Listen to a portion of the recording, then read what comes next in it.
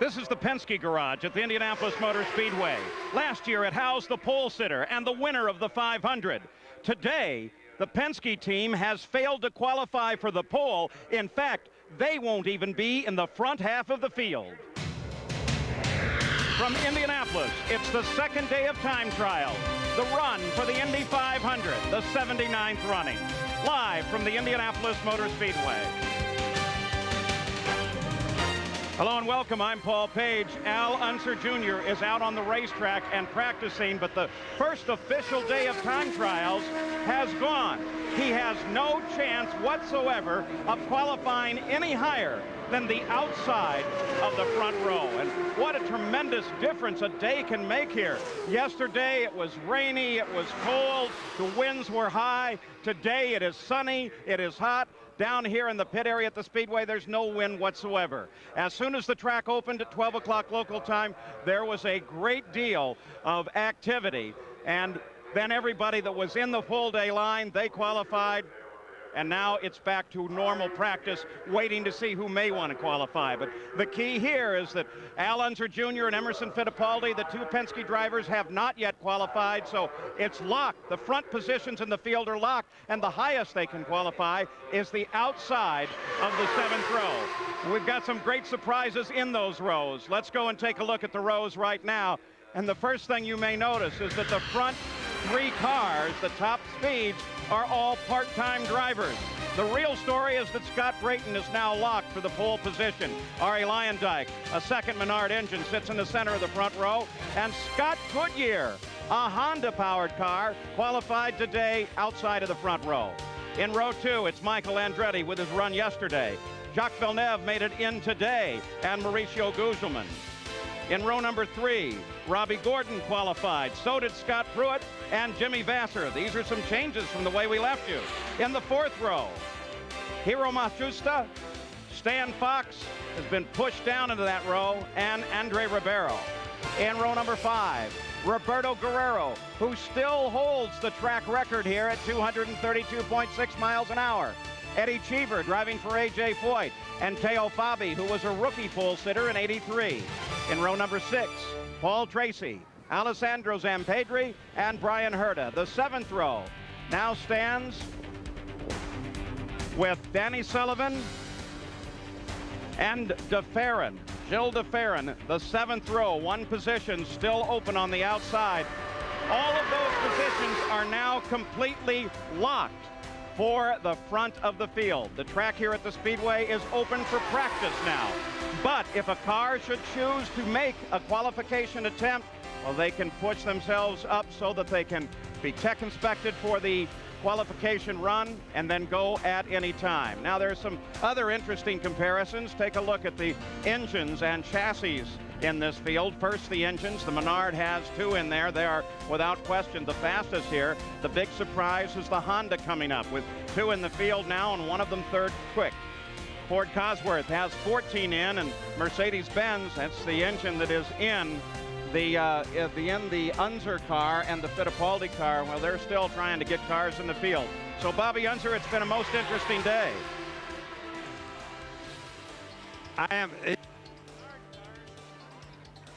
Oh, Bobby's over in turn two. We'll try to get to him in just a moment, where he can watch these qualification runs. So, great deal happening here at the Speedway, and we've got a lot of good stories for you. We've had a fairly warm day here. Paul. Temperatures were predicted to go into the 80s. Bobby, there you are. Okay, Paul, now my mic is working here. Yes, the engines, for example, got a lot hotter today, and we noticed that the Hondas really came on strong today. But of course, you have to remember, they're turning 14,500 RPM. So they've made the biggest gains, along with, imagine, 14 Fords in the field, 7 Lolas, and 13 Reynards. Now, that is really a different, and no Penske's in the field. The weather, for example, is just awesome, nice today. The track is a little bit hotter than it was yesterday, quite a bit hotter. The wind is blowing, ironically, just as bad as it was yesterday, but the guys are not used to the wind. It's slowing them down just a little bit.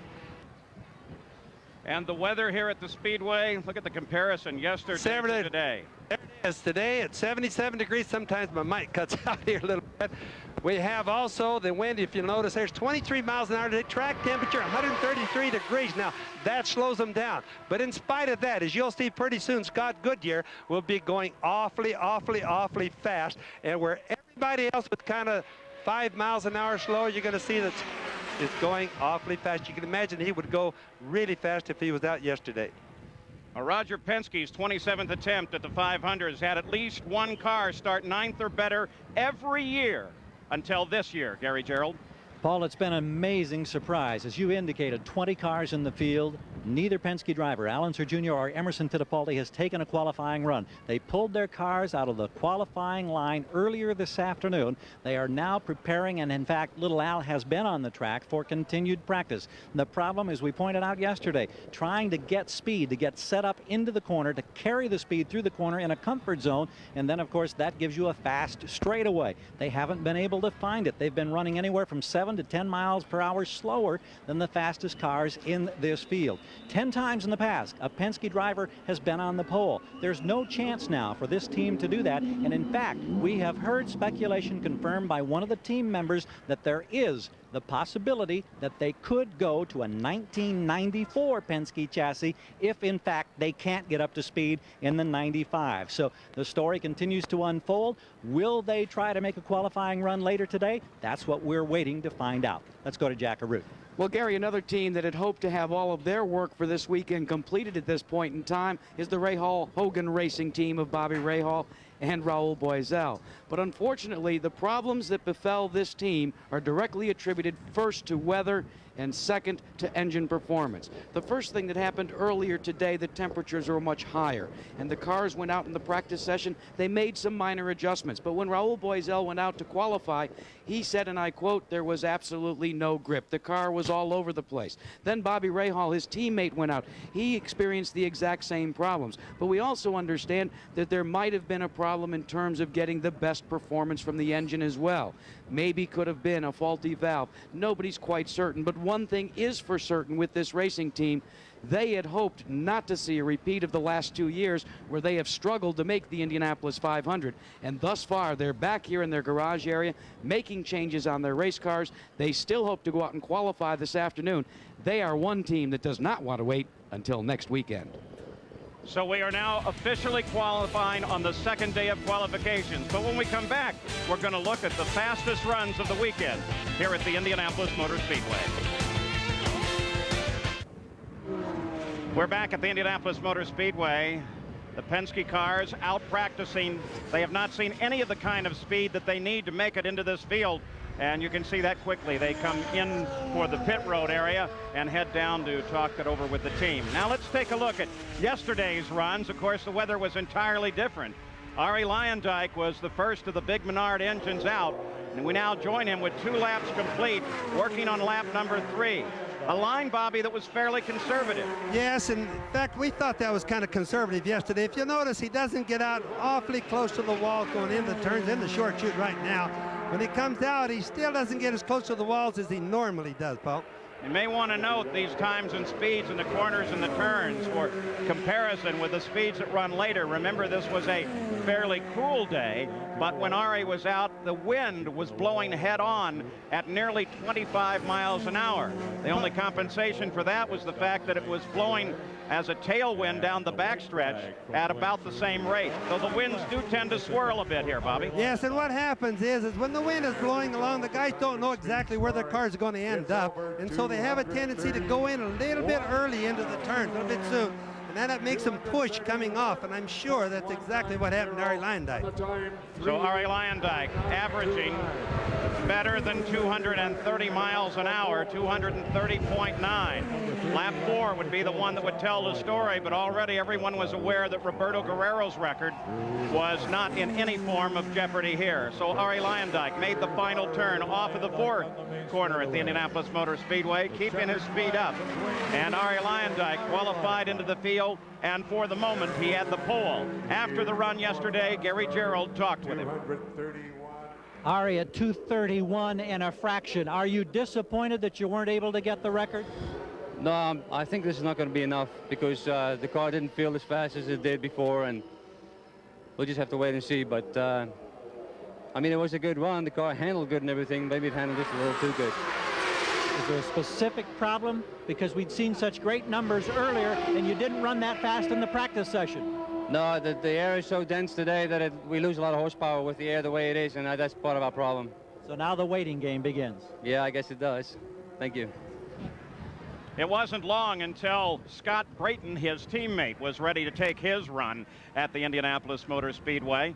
And that was to be the run that everybody was watching for, because the assumption, Bobby Unser, as we joined that run on lap number 2, was that he was able to give some information. That is, Luyendyk able to tell Brayton something about how the track felt, and he would therefore be able to improve his car. Yes, what they do, Paul, is to adjust their driving a little bit. Just like whenever the wind is blowing hard, whatever direction, they cut across the corners or go a little easier going into the turns as far as when they turn in.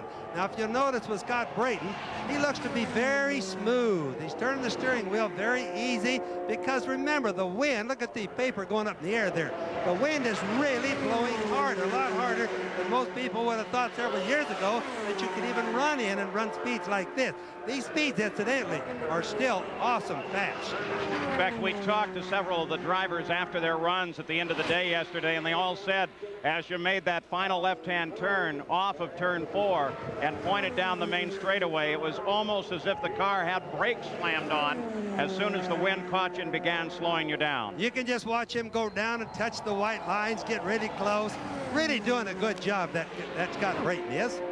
So Scott Brayton, under the deteriorating weather conditions, completes his qualification run, and now he has the pole at 231.031 miles an hour, and afterward, Gary talked with him. Scott, here's your bid now for the pole position at 231.6 miles per hour. Do you think it's going to be good enough? Well, all I can tell you is it's all I had today, and the conditions are, difficult to be running in today. And I'd say if everybody qualified today, I had them covered, but we'll have to see about tomorrow. How big of a worry is that going to be? What might the conditions be tomorrow? I'm not worried because I gave it everything I had, and this team's done a fabulous job. Team Menard has just got to be congratulated all the way down to every person that ever worked there, because this team has grown over the time I've been there. The guys just gave me a fabulous car, and I gave it everything I had today, and it was the best 4 laps I've ever put together. So, well, once a year race driver, nice job. Thank you, Gary. Scott Brayton had to wait all night, but he finally was confirmed as the pole sitter just a short while ago. As we look at the Valvoline speed chart here, here's the comparison of the 2 runs, and you can see it's only slightly different. The straightaways really telling the story, and whatever Brayton learned from Ari's line, it paid off and gave him the pole. So that's the setup that set the pole here, actually over 2 days of qualifying. And Sam Posey, we're talking about the first front row ever at better than 230 miles an hour. Well, Paul, think for a minute of the Old West in a quiet town. Then think of 3 masked men riding into town and taking the place by storm. The 3 men who came into this town and took it by storm are all outsiders to this year's regular IndyCar season. Scott Brayton hasn't had a ride for more than 2 years, a regular ride in the IndyCar drives. Ari Luyendyk did not have a ride at the beginning of this year. Scott Goodyear did not have a ride at the beginning of this year, and yet they are all now on the front row of the most important race in the world. How about their equipment?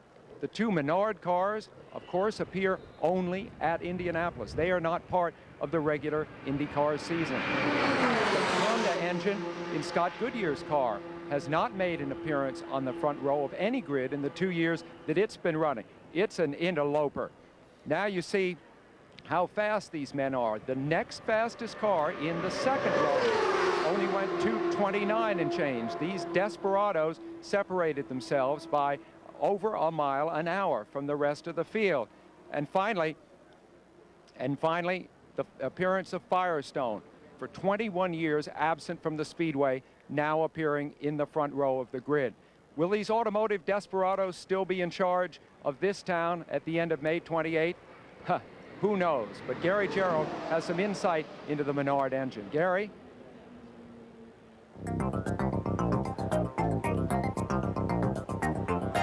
The Menard engine is a highly modified, updated version of the Buick stock block V6 engine that for many years powered Buick passenger cars. Now, from a racing standpoint, this motor is unique because it races only one time a year. That's right here at Indianapolis for the Menard racing team. It's big and bulky. It's a cast iron block. Pushrod engine, 209 cubic inches, gets 55 inches of boost. Now, keep in mind, that's 10 more inches than the rival power plants here at Indy from Mercedes, Ford, and Honda. So consequently, this engine has a distinct horsepower advantage. John Menard says it'll generate about 890 to 900 horsepower. But rival teams think the number is a little higher than that.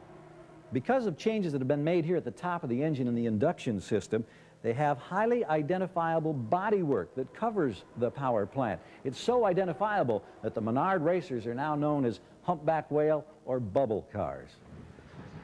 So there's the story on those engines. There's another one of those cars, and that was Buddy Lazier, who hopped into the 40T car, was warming up at 218 miles an hour. We could see a qualification out of that car before this day is over. Buddy Lazier finally gets to test that machine, the third of the Menard cars here at the Indianapolis Motor Speedway. There were some great qualifying runs today at the Indianapolis Motor Speedway. When we come back, we'll take a look at some of the hot runs, and we'll also be talking with some of the best drivers. We'll be back. We're back live at Indianapolis, where they have stopped practice for the moment. The yellow light is on while they check the entire race course to make sure there are no parts or debris. It's part of what makes this place so very special, that it is such a perfectly kept circuit. Now we have some time to touch on a couple of the other stories. Let's go first to Gary Gerald. Paul, let's update that Penske situation. Moments ago, Al Unser Jr. and his team went back to the garage area. Just minutes prior to that, Emerson Fittipaldi and his crew came out onto pit road. We understand that Emerson's crew is doing some experimenting with some rather radical suspension changes on that car. Richard Buck told us that with little Al, they've come out now in the heat of the day, gotten a baseline setup. They've taken it to the garage. They're going to implement another setup now, bring it out and see how it responds under these conditions. Let's go now to Jack Arute. Well, Gary, in the old days, you would have had to wait for the paint to dry for the name of the driver on the side of the car. But when you've got Buick, Menard, V6 power, young Buddy Lazier out of Colorado, you've got 5 laps in this race car. And you told me before you want to go out and qualify today.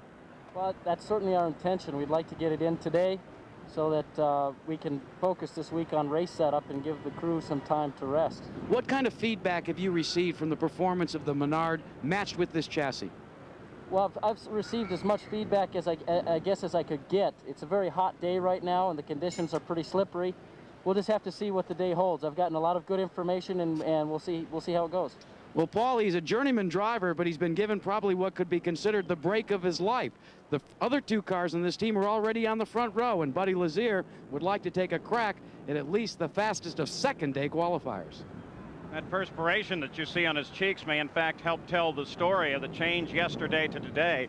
Today it's nice and clear and bright and crisp and blue skies, but yesterday, the final run of the day, just before the closing gun at 6 o'clock local time, look at the difference for Michael, Bobby. There was a haze down on the track. Yes, and you know what's really neat about that, Paul, is that the drivers at 230 miles an hour, the wall looks to them just like the pavement does. They really can't see any difference hardly between the wall and the pavement, and their depth perception goes to junk. All right, let's take you now to some qualification runs of the day. Robbie Gordon. Everybody was watching this car because of some spectacular practice times and the very real possibility that he could, in fact, make a run for the pole in today's runs. But unfortunately, it was so hot that it became difficult for everybody. He works lap 3 and was averaging 227.4. Yeah, and just look at the groove he's using, Paul. He gets out really close to the wall, cuts down, sometimes running completely down the rumble strip. In fact, you can hear him, sounds like a loud siren that goes off, and then drifts right out to the outside wall, using every bit of the pavement that he can use. Doing a tremendously good job. So Robbie Gordon averaging 227, not nearly good enough to knock Scott Brayton off the pole at 231. And while the weather yesterday was less pleasant it certainly made a world of difference to the race cars. The cars far prefer the colder weather.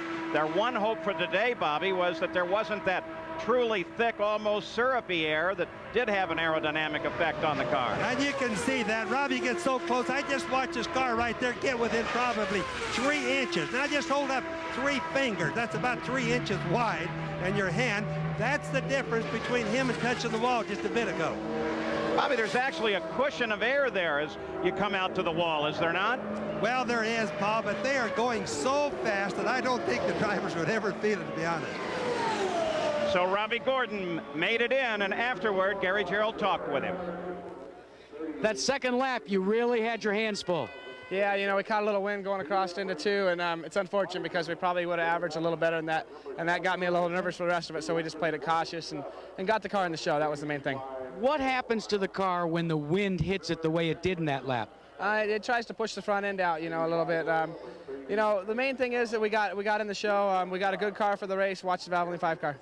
When you take a look at the difference in the track temperatures today as they apply to yesterday, does it make you wish maybe you had drawn an earlier number? You know, you only get a little bit of luck at this place, and hopefully we're saving our luck for the end, because if we would have qualified yesterday, I know we would have qualified in the high 229, low 230, and now, you know, now we come out and struggle to do 227s, but we're happy with it, and we're in the show. We'll concentrate all next week on the race and see what we can get for the race. Robbie, what's the biggest thing that you've learned since your rookie year here at Indianapolis? I think patience is the biggest thing. You know, things change so much in the time of the day. You know, just like now, we went quicker in practice than we did now.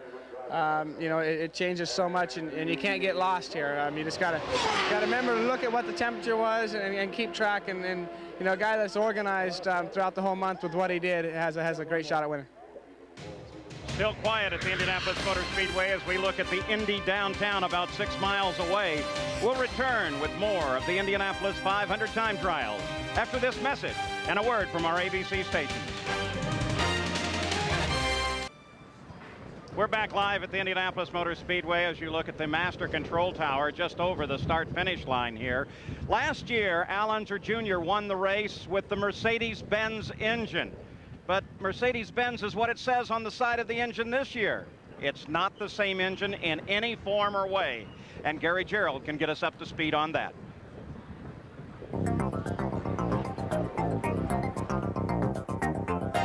Now, this Mercedes engine is a derivative of the very successful Ilmor Indy V8 that won 12 races on the IndyCar schedule last year. But it's not to be confused with the Mercedes engine that won this race for Team Penske and Al Unser Jr.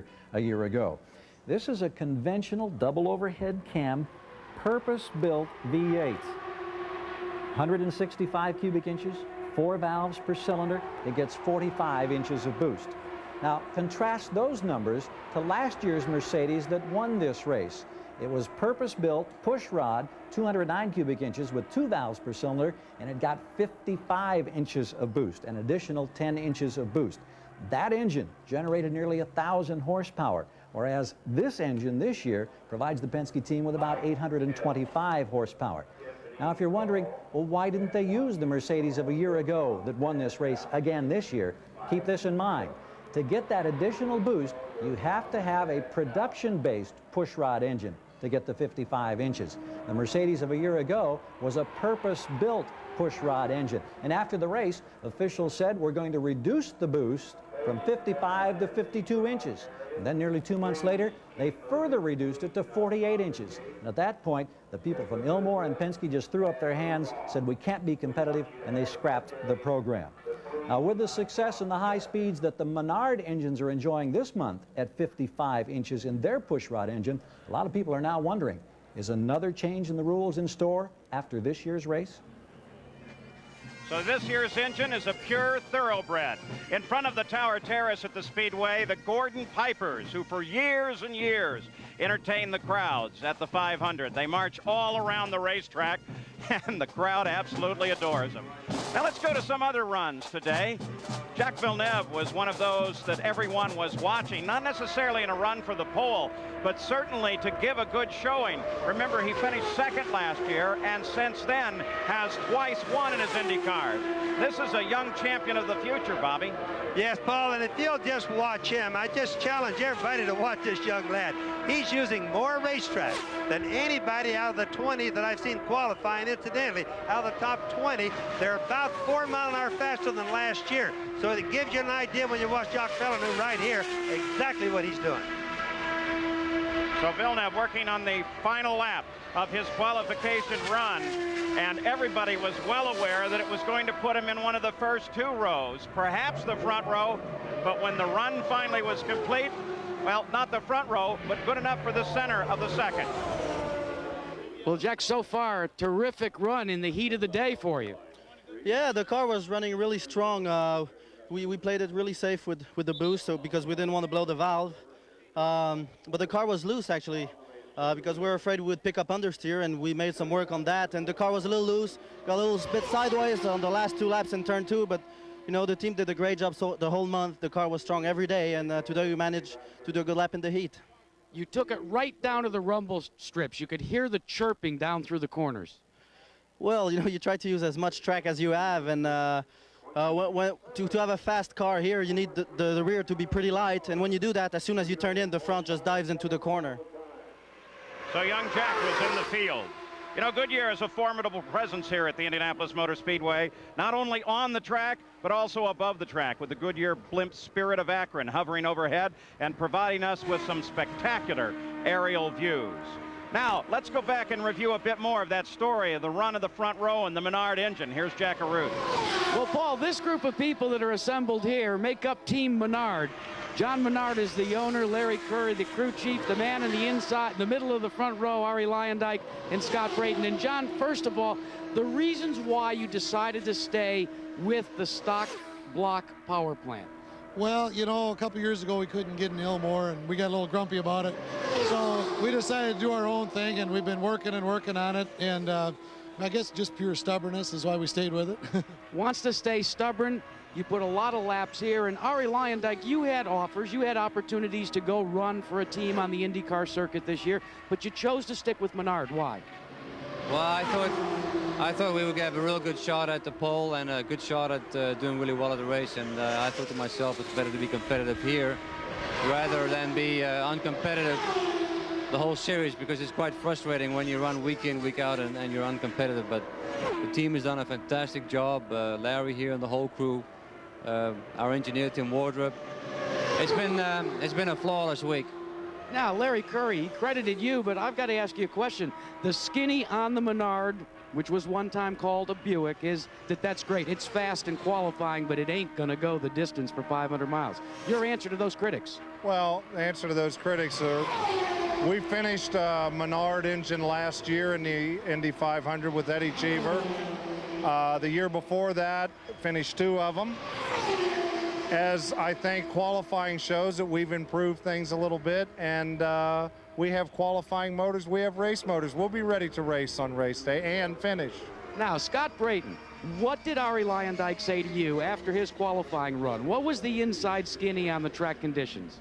Well, actually, I didn't only get to listen to Ari on the PA, and he was just talking about how his run was, and I was really focused on my car. We didn't change anything, but I knew from when I went out and ran in the morning that it would be very difficult to run fast, and Ari did a fabulous job with his laps. And I knew it was going to be hard for me, but he had posted a time, and I tried, and I went out and fortunately was able to go a little quicker. Now, we understand that in testing, you've got over 4,000 miles here at the Indianapolis Motor Speedway. But the question that I think begs to be asked is, a part-time race driver, a man that hasn't had a full-time run for over 3 years now, or a little less than actually 3 years, is going to bring the field down, the fastest field in racing for the Indianapolis 500. How do you answer people that say, hey, he shouldn't be there? Well, I don't think anybody, first of all, would say I shouldn't be here. And secondly, I ran the full season in '93. And, you know, last year I ran this race, and I tested more than I've ever raced in '93 last year. And so I spent a tremendous amount of time in the car. And I would tell you that I'll bring down the field perfectly. I'll be very fast on race day, and I'll be very difficult to deal with.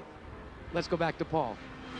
Well, Scott Brayton, the pole sitter, and there's the trophy that he takes as the pole sitter, along with a bundle of money and a lot of other goodies. Let's get an update on the 4th round of the GTE Byron Nelson Classic. Here's Brent Musburger.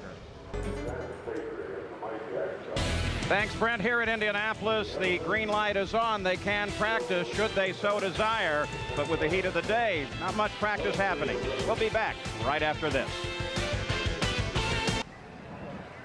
Back at the Indianapolis Motor Speedway, we've been chronicling the problems of the Penske team trying to find speed. Here's one of their drivers, a 2-time winner, Emerson Fittipaldi, who's just pulled in off the track. Emerson, is this situation now getting to be one of desperation for you and your teammate trying to find speed? Well, Gary, we know that it has been very tough to get up the speed possible. We are not going to qualify today, but we have another week to work.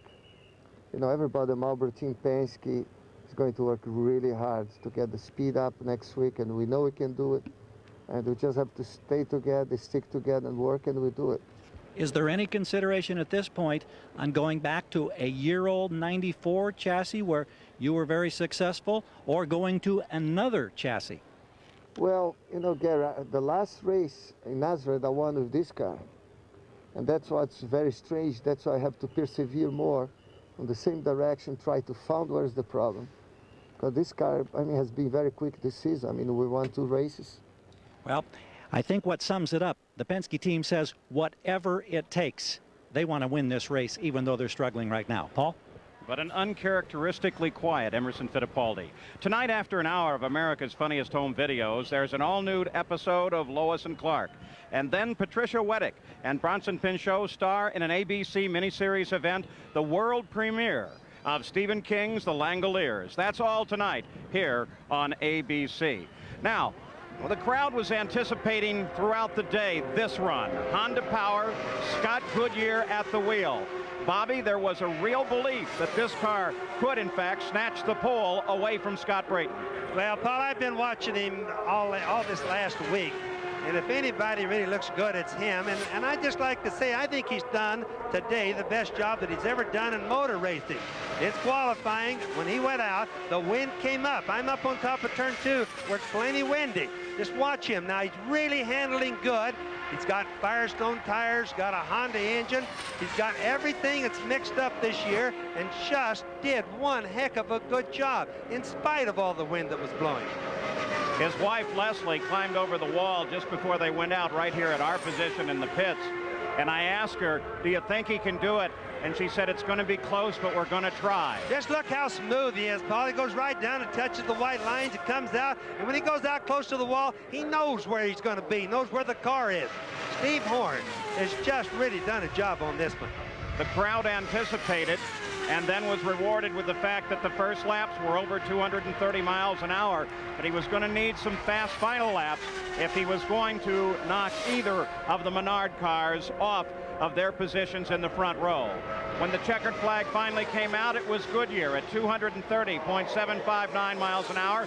There's Leslie and Christine Horn as they celebrated, and that put him on the outside of the front row. When the run was done, he talked with Jack Arute.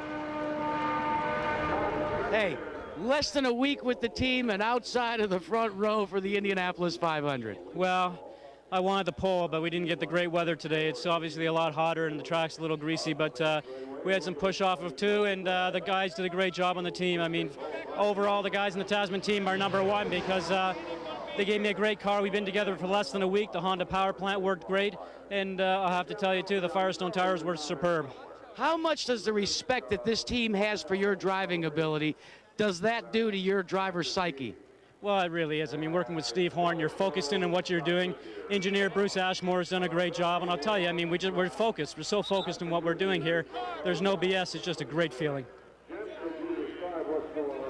And there is Bobby Unser's image on the Borg Warner Trophy. It's on there 3 times, and one of them, he's actually wearing his crash helmet. Now he's with us in turn 2. We'll be back with more from the Speedway. After a full week of practice and qualifying, these are the numbers that really matter. As 32 cars presented at the line, 31 of them tried it, 11 waved off, and 20 are now in the 500 field, with the pole at 231 miles an hour and the average speed at 227.3. That's 4 miles an hour faster than last year for 20 cars. In 2 weeks, we'll be back here at the Indianapolis Motor Speedway for the greatest spectacle in racing, the Indianapolis 500. Our coverage begins at 11 Eastern on Sunday, May 28th, right here on ABC Sports. So there's been a lot of good stories, and one of them is that the month has been fairly safe. Only 3 incidents. The first involved Davey Hamilton in the middle of the week, a rookie trying to make it into the field. Well, that was a real bad wreck, but by the same token, as we watch it all happening, fires going underneath from just scrapings on the ground. Watch it as he comes around, hits the wall really hard right there, but it was enough angle where he didn't get hurt, but it was caused by the right rear wheel. First time in my life I've seen a wheel break all on its own, not from hitting the wall. The wheel actually pulled in two, causing Davey Hamilton to lose control. And he had been running, ironically, over 224 miles an hour. So the accident not his fault. And then Jacques Villeneuve just came pushing off of the number 2 corner, got up into the wall, fortunately with the right side of the car. Now, Paul, that's another one. I just happened to be down in turn 2 when that happened, watching it. He went out there, I think he probably had a low air pressure in the right front tire. He just lost his steering and right into the wall in a nice, easy way. And then yesterday, Andre Ribeiro lost it coming off of the corner. Now, he, Paul, did not have any idea. That was a couple of days ago, and he didn't have any idea what happened or caused this. So Andre Ribeiro out of the car, but then was able to get his, that was his backup car, so he was able to get his primary car into the action. Now, let's go around and see what our different reporters here this weekend think of the qualifying thus far. We'll begin with Sam Posey. Well, Paul, my impression is there have been so many unbelievable surprises in this qualifying. We thought all week that we were going to see speeds of 234 miles an hour. Instead, the weather, so different yesterday than today, curtailed that. We got a front row that nobody would have bet on. And finally, who would have thought that Roberto Guerrero would extend his streak of 2 years as the all-time fastest man to 3 years? Bobby? Well, I think the biggest surprise I have is Scott Goodyear, outside front row, Honda and Firestone, and how the guys go so fast in all of this wind.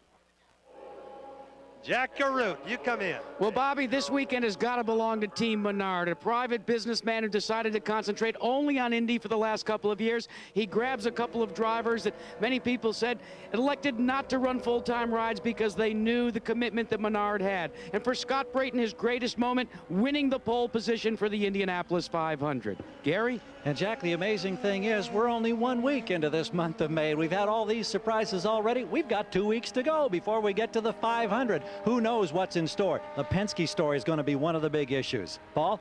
I think without question, what will Roger Penske do? You can bet that that man will never give up, and he will always give us a great story at the Indianapolis Motor Speedway. So with practice continuing here, no qualifying runs, though they could if they wanted to. We'll be back in just a moment at the Indianapolis Motor Speedway. We're back live at the Indianapolis Motor Speedway where practice continues. If someone cared to present a car for qualification, they could do so. There's Emerson Fittipaldi. He has been out practicing, but as yet we've not seen the kind of speeds that that team would like. His last lap was a mere 203 miles an hour. So that can't even be considered as a real attempt at trying to find speed in that car. The Penske team very definitely scrambling in what may be their worst year ever at the Indianapolis Motor Speedway.